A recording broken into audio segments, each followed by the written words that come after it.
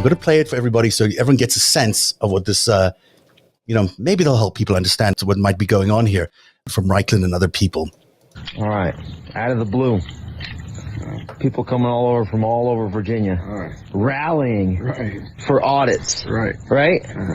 And none other than one of the most respected leaders in Virginia I got here with me, Chuck Smith. Absolutely. What do you think we should do in Virginia for the 2020 election? We have to audit. I mean, you can't have integrity if you can't audit. We have a constitution, we have laws, and rules and laws control. If there's ever a doubt, then you have to have a play-by-play picture of where to go from here, and you do that by audits.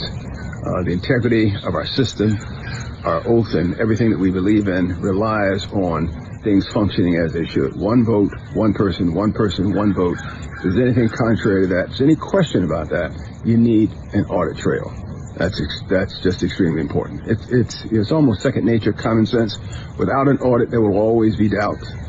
And at the end of the day, in order to go forward, you got to stop going backwards.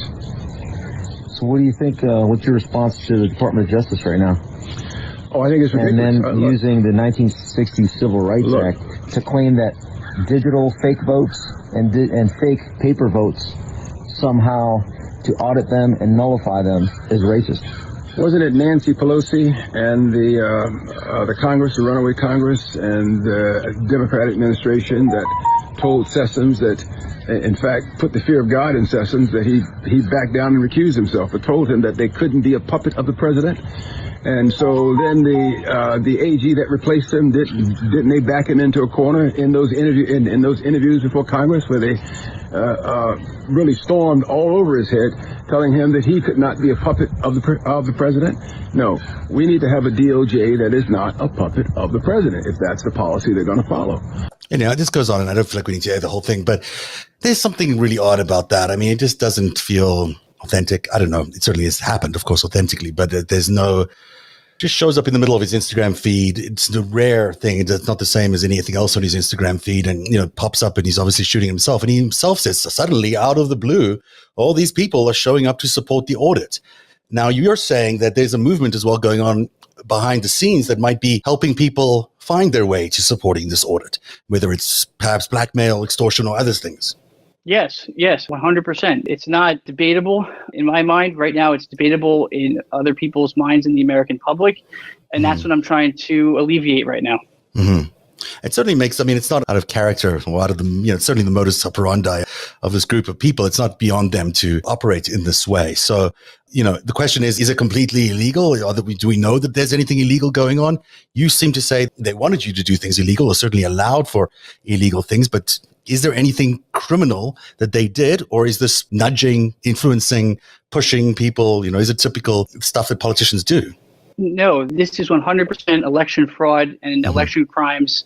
And the FBI, this is an absolute violation of our Constitution and the undermining of our democracy. And there's the line has clearly been drawn on this one. This is not a gray issue.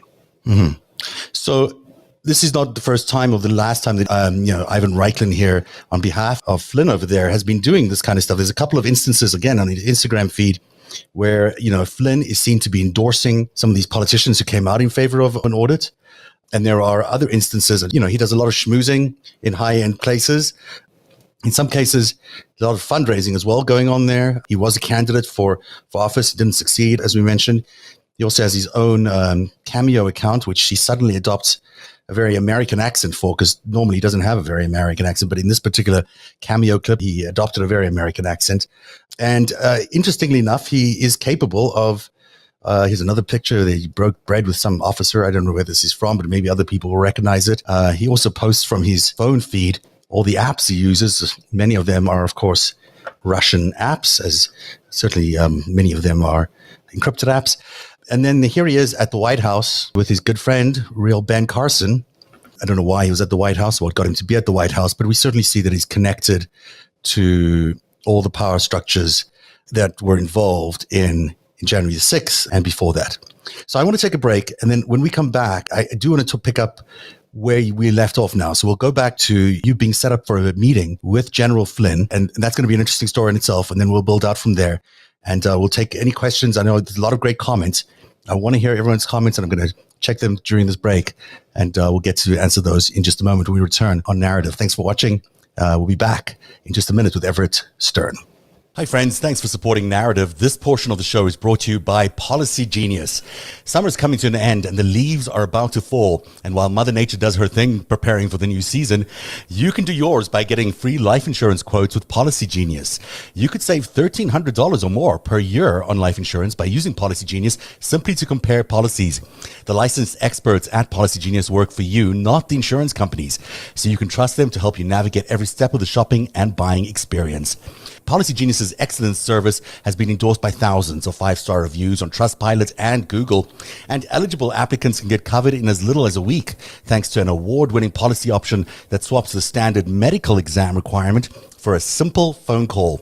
This exclusive policy was recently rated #1 by Forbes Advisor, higher than options from Ladder, Ethos, and Bestow. Visit policygenius.com and you'll be able to work out your coverage needs in minutes and find your best price for life insurance. And Policy Genius will take care of the paperwork and scheduling at no cost to you. They never sell the information you give them to other companies or add extra fees. Head to policygenius.com to get started right now. Policy Genius, when it comes to insurance, it's nice to get it right. And welcome back to Narrative with Everett Stern. Everett, there are questions online about this caucus. I mean, a lot of people have not heard about it, and I have not heard about it. Others have heard about it as being sort of an overarching group. You say it's funded by Al Hartman, this billionaire out of Houston. You say that Michael Flynn is the leader of it. Is that correct? Yes. And how did you come to be invited to meet General Flynn in that context? Can you help describe the weeks and days leading up to that meeting, which was what in May? It must have been in May. Sure. So there was actually kind of a relationship that was developed between myself and Al Hartman. Al Hartman first put me in touch with Trump's people, with America First. And then Al Hartman was adamant on him putting me in touch with General Flynn. And this was critical because General Flynn, I guess, wanted my help with certain operations or... Can I clarify, how did you meet Al Hartman? How did you meet Al Hartman? Just wanted to clarify that one point. Yeah, Al Hartman was introduced to me through a friend of a friend of a friend. It was a very odd thing that actually myself and a number of government officials and intelligence officers are trying to figure out how Al Hartman came into my world, whether Flynn actually directed him towards me to bring myself in. It's kind of a convoluted situation. I can't get into the full details of Al right now, but Al was someone who was introduced to me. I did not actually approach Al. And America First, how did you relate to America First? Al Hartman is very plugged in with America First and with Donald Trump. Al Hartman wanted America First and Donald Trump to support my U.S. Senate campaign. And did they? No, Okay. because and that's for reasons I'm more than happy to get into if the audience wants me to later. But what Al Hartman, though, was absolutely the financier behind Flynn, and I was actually introduced to Ivan Reichlin by Al Hartman.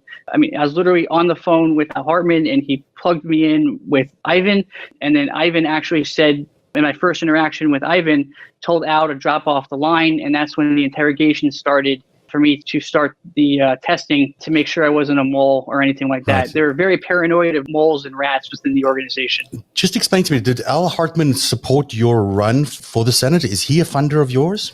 No, I would not take any money from. There was no exchange of money between myself or any of these individuals. Okay. Al introduces you to Ivan Reichlin for what purpose? To help overturn the audit and to help start providing intelligence. And he wanted to introduce me inside the organization and felt that TacticRabbit would be key in doing so. And also myself as a U.S. Senate candidate having that access. So Al wasn't just a financier. He was kind of like an operator at the same time. He was very, very much a believer in someone who was instrumental. I think the right word is an activist in trying to get these audits overturned. Okay. There's confusion here amongst the people on chat. They're saying there's America First related to Fuentes. Is that the America First you're talking about? Or are you talking about an American First related to, there were all sorts of different group names during those years. Which one are you specifically talking about? This has to do directly with Donald Trump. So well, I don't remember all these committees, but okay. It was a PAC related to Donald Trump? I honestly don't know. I didn't get far enough down that I didn't pull that thread far enough. I had very brief conversations with those individuals, and that was it. Okay. So now you're on your way to talk to Reichlin, and he starts doing this battery of tests with you. What kind of tests? Can you tell us what tests they were? Why did he do them? And, how did the results turn out? Well, the first, he wanted to know how long I was a candidate for the CIA's clandestine service for. Again, I was a candidate for NCS, and then I was rejected from that program. And I told him this was when? I didn't know this about you. So tell me when this was. This was back in 2006. And again, I was rejected, 100% rejected from that. I told him it was classified. He told me that he was going to call somebody at agency and actually find out the truth, which was very concerning considering his connections. Maybe he could figure that out. I didn't know. But he did also, he wanted to know about my relationship with Maxine Waters. I helped. What's your relationship with her? I helped with the anti-money laundering bill. That she was, again, Congresswoman Maxine Waters, her and I share very different political views. But, look, if she wants to lock up bankers in jail, I'm more than happy to help. I mean, let's work together and cross the aisle, right? This was related to your HSBC work. Is that right? Or Right. So it had nothing to do with correct. And he wanted to know about family. He wanted to know about, he had a number of questions. And then he said, Everett, let me hang up the phone and run some background checks on you. And then he hung up the phone on me. And then he sent me a whole bunch of text messages asking me if I knew this person, battery went on and on and on. And again, this is all documented. And what ended up happening was, again, I am not a trained intelligence officer or operative, but I was able to get past his tests. So he then gives you a background check. He clears you. And he doesn't seem to mind that you're, Maxine Waters. That would be a big red flag for him, I would think. Or, that would just certainly set something off. But you passed somehow.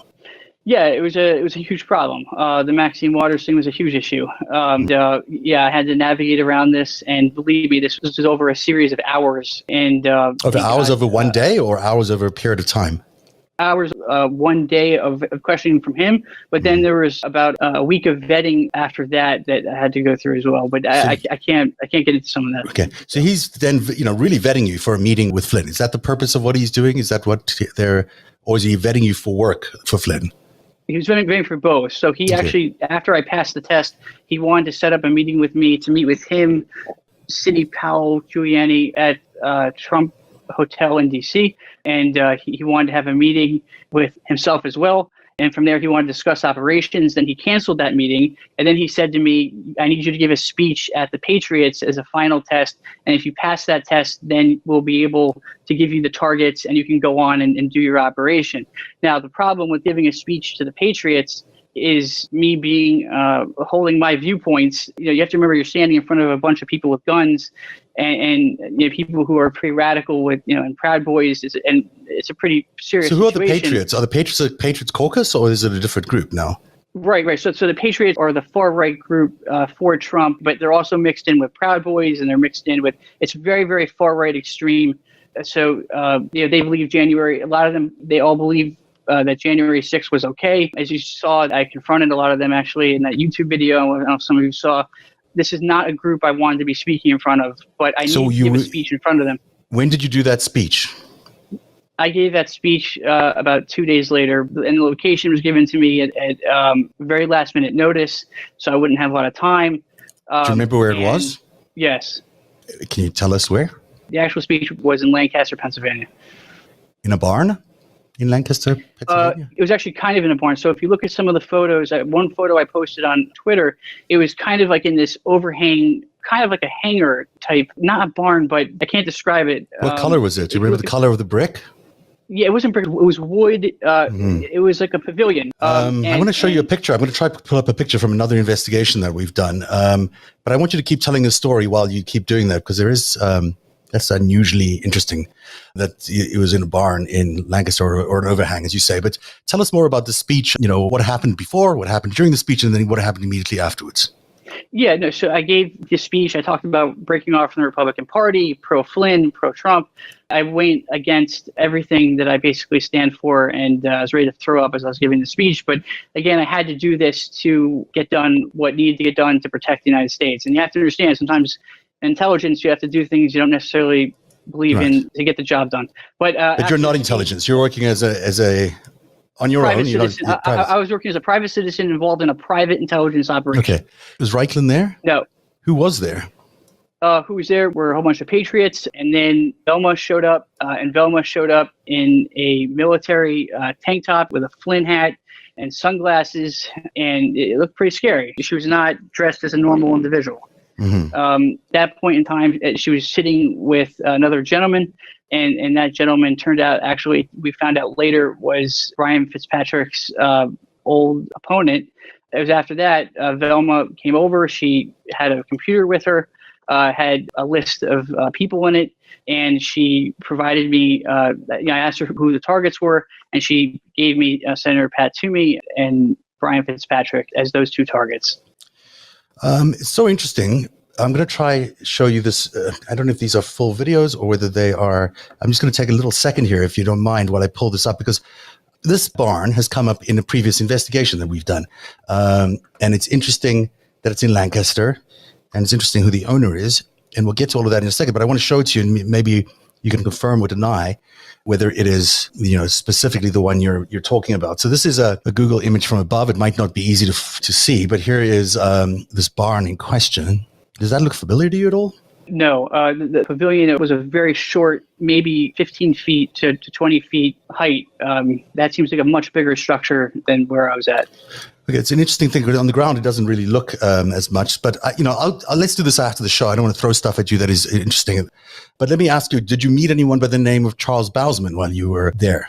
Does that ring a bell? No, okay. Charles Bousman does not. No, okay. It's not something. Okay, let's move on then. So let's get to Michael Flynn, because that's really important for us to get to. You've done the speech, you passed the test. Reichlin, who tells you then that you can go and see Flynn, and where does that happen? Yeah, so there's this conference called the Ziglag Conference, and I was invited to that by Al Hartman. That conference is supposed to be for evangelical Christians who are going down to this conference. And what I was told immediately after giving the targets, that General Flynn wanted to have a private meeting with me. And Al Hartman arranged for this meeting to take place.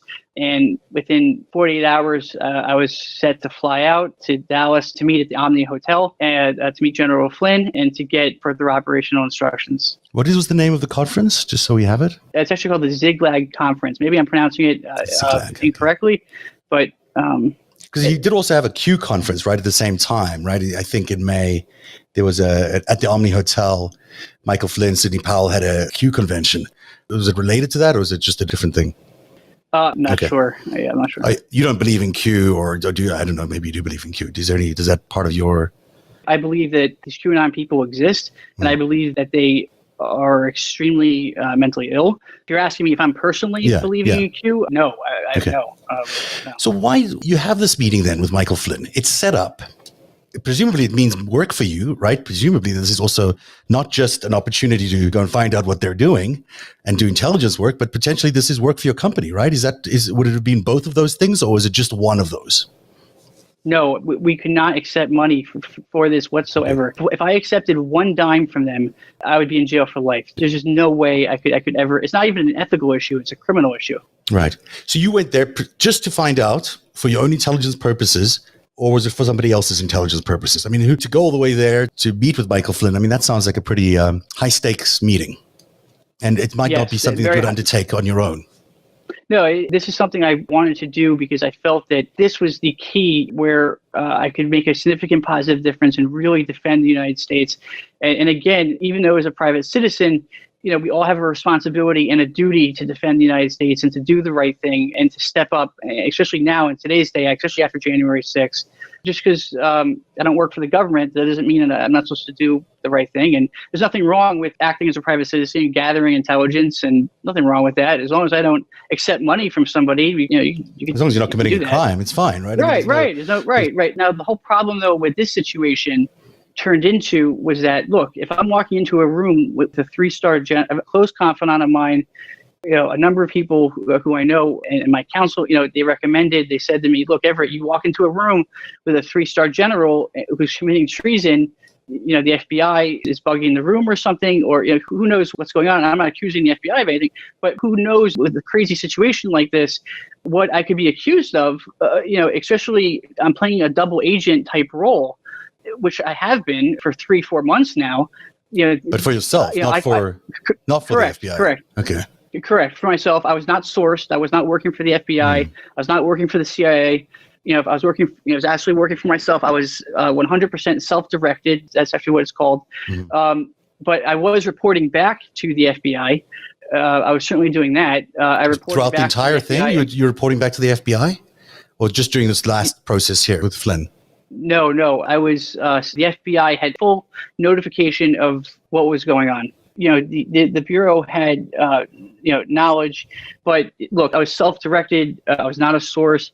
And again, by me walking into a room with a 3-star general, this could be considered me committing a crime. It's possible. Who knew? So it was a risk. Well, it depends what you're discussing, but yeah, there's a real potential that you're involved in a criminal conversation then, as you're alleging. Correct. That they were considering all sorts of things, including domestic terror.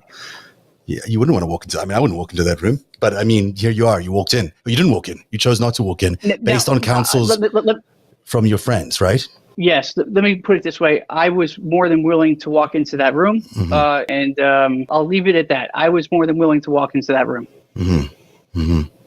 So is that where the trail ends? It ends with you not going to see Michael Flynn because, just to let everyone know, you ended up fabricating a story and not going at the last minute. Is that where the story ends? No. Where does it go from there? It's still going on. Right now? Yes. What does that mean? And it's difficult for you to answer all of these questions. I understand that. I know. It puts me in a bad position, but let's just say that this story does not end until General Flynn and this group is dismantled and the United States is protected. And without revealing too much, are you currently in contact with any law enforcement? I can't say whether or not. I just can't comment on any type of. Right, I understand. Anything like that.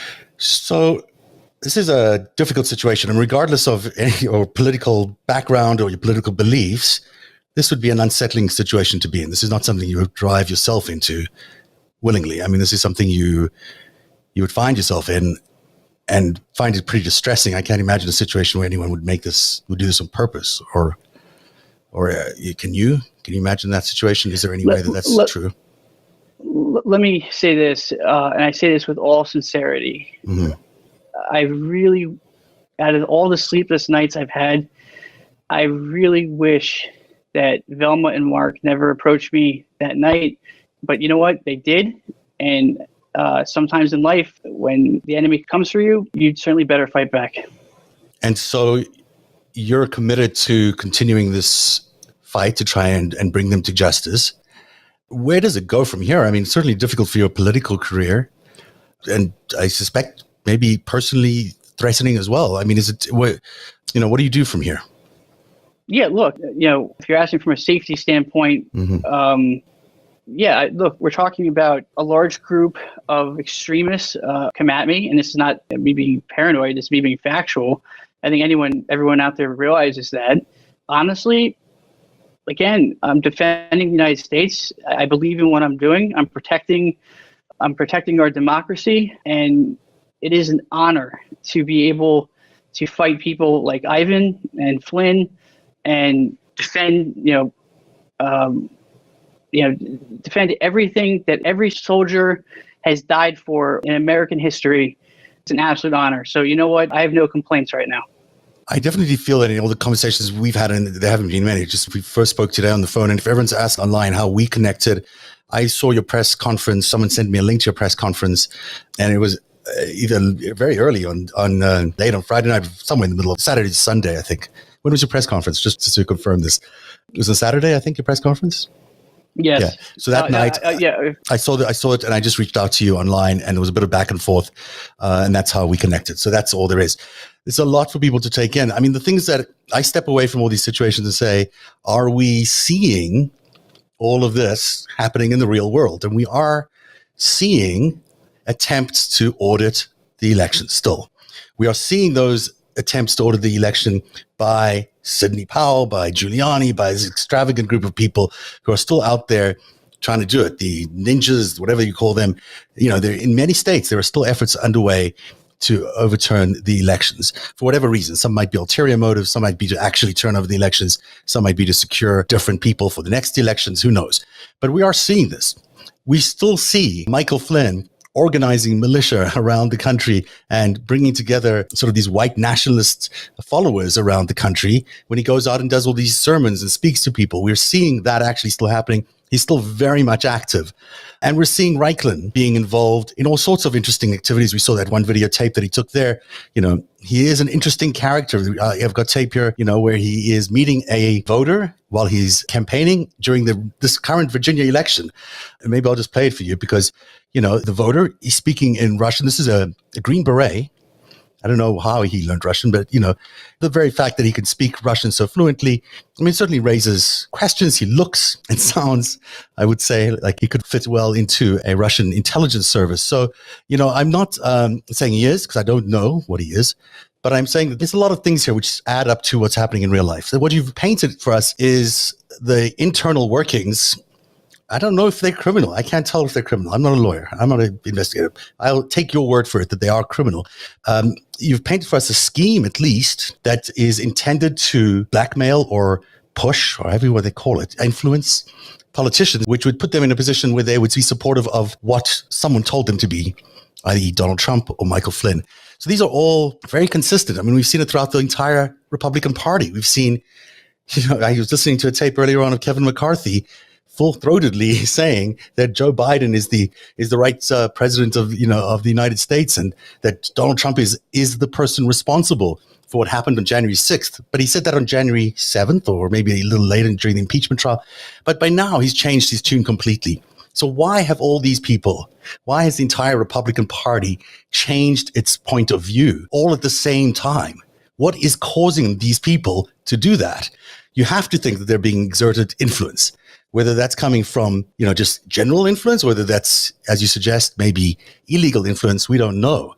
But it seems to be happening not only on a state level, as you've described, in these states where there's audits, but also in the national party. It's very hard to avoid those conclusions. Those are real. Those things, everything I've said, are absolutely factual. So, what are the things that could cause someone to do this? Power, money.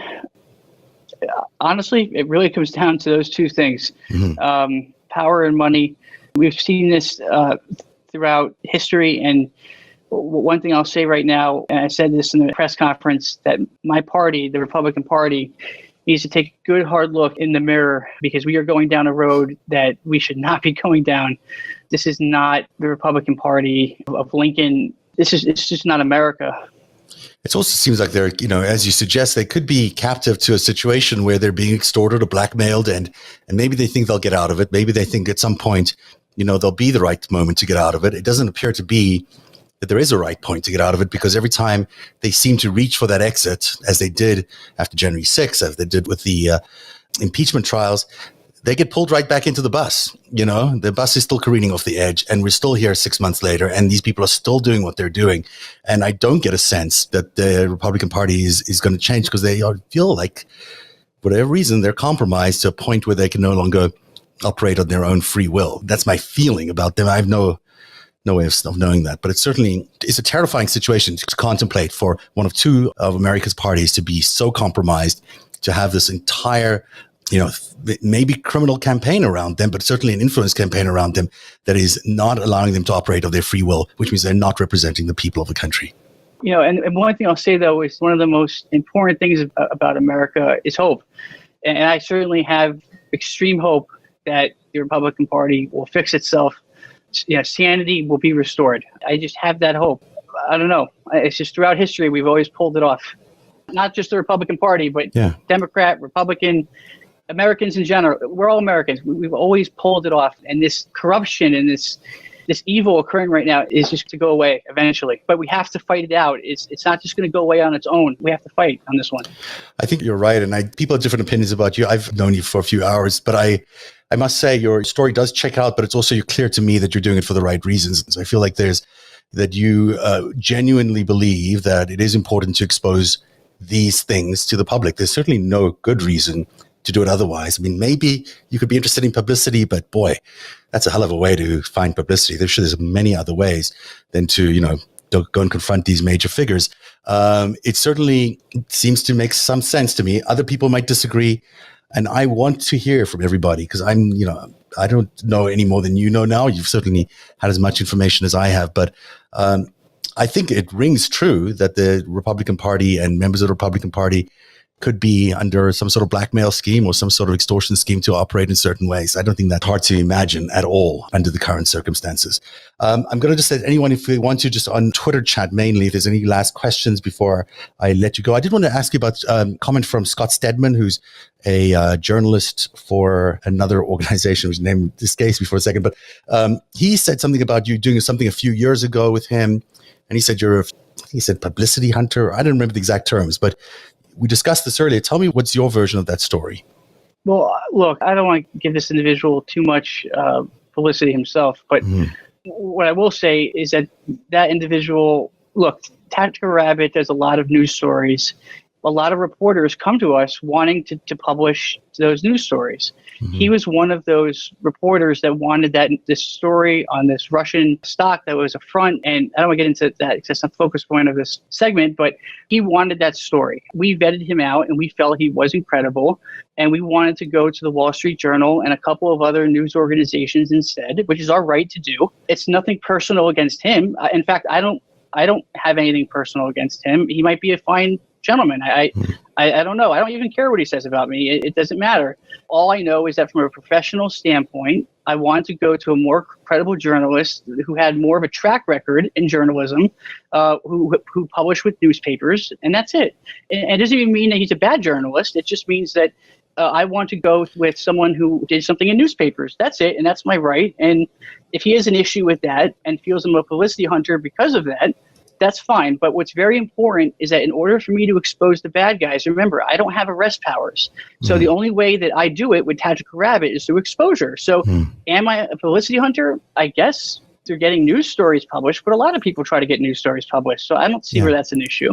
Yeah, you're a very unique animal in that, and as I said earlier, not many people have private intelligence firms which they can use for whatever they might choose to use them. You are one of those people that obviously requires some sort of relationship with the press. So I'm going to let that stand, and hopefully that's explain some of the what was being said there. I think we should wrap up now because, boy, we've had a lot of interesting conversation tonight. I know that so many people helped me and in online tonight and before just to verify some of these facts and sharing information with me. I'm really thankful to everybody for all you've provided. I wasn't able to get to absolutely everything, but I think we did give everyone a good sense of Everett Stern's story here. I think it's much clearer to people what you say happened. And, I wish you all the best. And I really hope that you stay safe.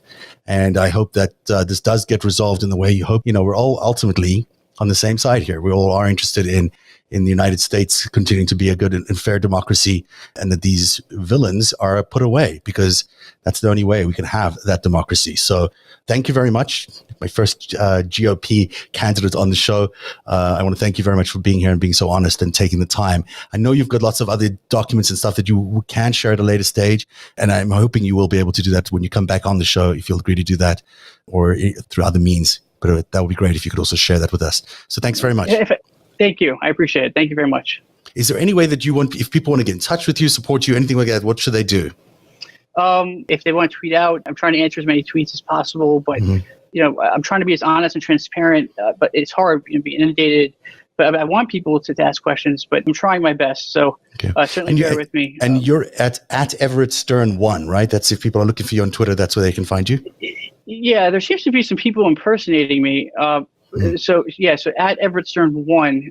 The other comment I wanted to make was some people are looking at older tweets of mine on timeline. I want people to understand that I had a campaign team before, and they were fired because they weren't in line with my value system and my. So just understand the difference between politics and my actual values, which obviously were dramatically changed. I don't want people being influenced by things that I didn't actually say or believe.